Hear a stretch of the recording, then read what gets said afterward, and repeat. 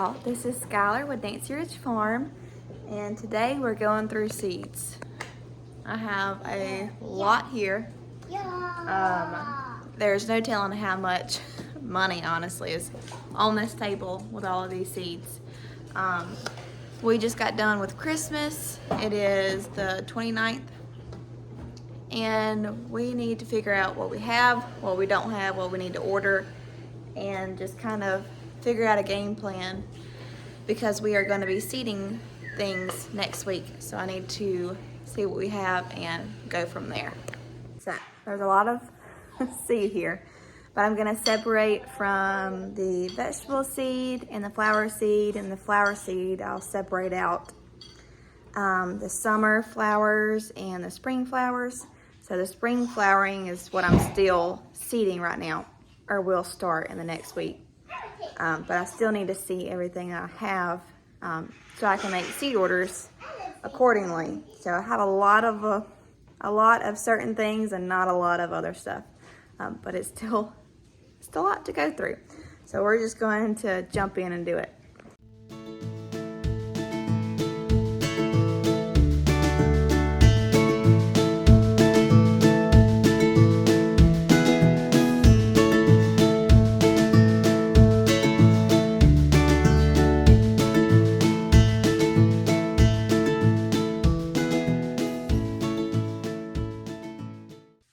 So we ended up with a lot of pumpkin seed.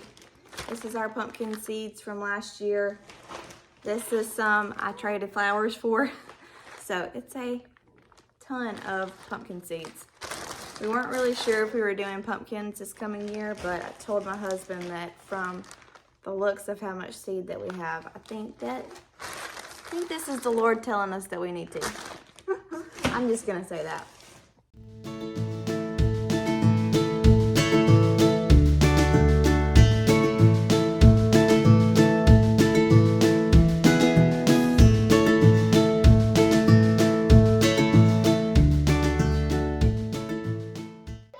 So I've gone through and kind of condensed down a little bit more, put like things together. Hold on, baby. Put like things together. This is all of my warm season stuff, plus zinnias, sunflowers, lots of different ones of those. And I wrote down everything that I had, all the varieties that I have. So basil, I have Mrs. Burns lemon, Asian basil, and then just a regular large leaf green basil. That's good for cooking, not really good for flower production. But when I go through, I write down the maturity date, so 65 days for maturity on basil. And I would usually start that 6 weeks. BLF is before last frost. Our last frost is around April 5th to April 15th. It just depends on the year. So I would go back 6 weeks from that date to start my basil. And I do basil on a rotation throughout the summer, so every 3 to 4 weeks I start another round of basil to make sure that I have enough throughout the season so it's nice and fresh. And I'll do that for lots of different ones, especially the summer crops. So I'll do that for amaranth. This is all the zinnia that I have, so lots of different ones. Baneri is my favorite variety. It makes the consistently large blooms. I have very limited seed of those, so I need to order more of that. So that's kind of how I categorize it, and then I'll go through and write all of this down into a planner. So I have them organized in these containers. I got these off Amazon. They're just crafting containers. These are in this neat little tray, but you can get them like individuals, or they have like a big, really large crate kind of plastic box that fits all of these. I think I would eventually graduate to that, but honestly these hold a lot more seed than you think they do. It's just when you get those bigger packets like sunflowers, they don't really fit in there. So I just kind of keep those separate in a box. But I really like those. But like I said, after I get done writing all this out, I can kind of go through and so my last frost is, I said April 5th. That's what it says this year. So I can go through, and sometimes I'll do it on here, like the overall. You can see all of it. And kind of do a quick write-up. So, stop, baby. Before last frost, or that is the last frost, April 5th. And then going back, some things are 4 weeks, so I'll go back 4 weeks from that day, which is 3, 4, March 8th. So I'll write on there, that is 4 weeks before last frost. And then the 22nd is 2 weeks before last frost. So I'll mark this, and then I'll actually go to my day-to-day. And so I usually, because I'm a mom, in the mornings before the kids get up is whenever I am seeding trays.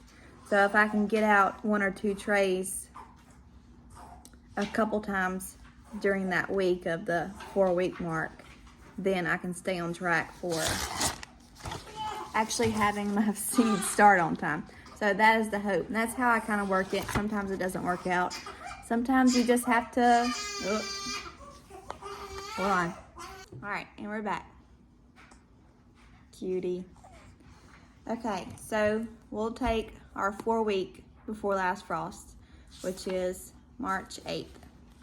So we'll go to March 8th, or like the week of March 8th, which is Monday is the 4th.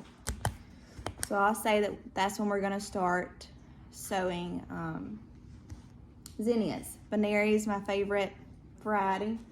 Anyways, so I'll mark on the 4th that I want to do Baneri, lime, light yellow, and bright pink. And I want to do a tray. I'll do a tray of 128 tray, so 128 cells. Should make around 128 plants. That's a lot of zinnias. They will produce a lot, and if I'm succession planting them, I'll have zinnias coming out of my ears. So plenty of them. So that's how I will do it, and I will mark that I'm doing 128 cells. Some things I do direct sow, some things I'll do in cell trays, some things I do in soil blocking. And zinnia seeds are very large, so I don't do them in soil blocking. And I don't do the Baneri seed for direct sowing. Now my very large packets of zinnias, I will direct sow those. They come up really good. But these are a little bit more expensive, more precious seeds, so I'd rather transplant those and make sure I have a good stand of them and not really waste seed on overseeding whenever I'm direct sowing. So that's kind of how I'll work it once I try to make sure I'm looking ahead a week to try to keep an eye and know what's going on in my schedule. But I'll know that coming up this next week, those are the zinnia seeds that I plan on sowing. And then maybe one morning I'll dedicate it to just those. And then the next time, I'll also be doing marigolds that week. So I have yellow and orange, and I don't really do the orange in the spring. So I'll start doing my orange more towards summer, late summer, fall, because orange is a better color then. And the bright yellow is a better color in the spring. So that's how, I'm not doing all of it all at once. So kind of knowing what your market is and how you want to spread those colors out. So that is how I work it out. So I'll just write it down on there, and then I have it. So obviously that same principle can go for your vegetable plants. You know, when you're starting tomato plants, if you want to start those, 10 weeks before your last frost date, or peppers 12 weeks before your last frost date, whatever it is, then you can backtrack from whenever your last frost is for your zone, and then you can write it in, and you have it already planned out in your calendar, and then you can make those successions. So planting more than one crop, or planting the same crop multiple time frames, so that you're getting the most out of it. It's not you had your harvest and now it's done. You can keep reaping that by succession planting. And planting it out is the only way that I get it done. A book I really It's exciting to go through and see the things that you want to plant. I mean, I just look at all these seeds and you just see possibility, potential for what you could have during your summer bounty and your harvest. So just go through, pick out some fun things, pick out some things that you feel like do well in your zone, in your area particularly, and then make a plan for it. So, and then write it out. You have to write it out. But anyways, I hope you enjoyed that. Thanks for sticking with me with the newborn. But thanks for watching, and I hope you enjoyed it and you got some good tips out of it. And please like and subscribe and keep following us for more of our farming, learning, and adventures.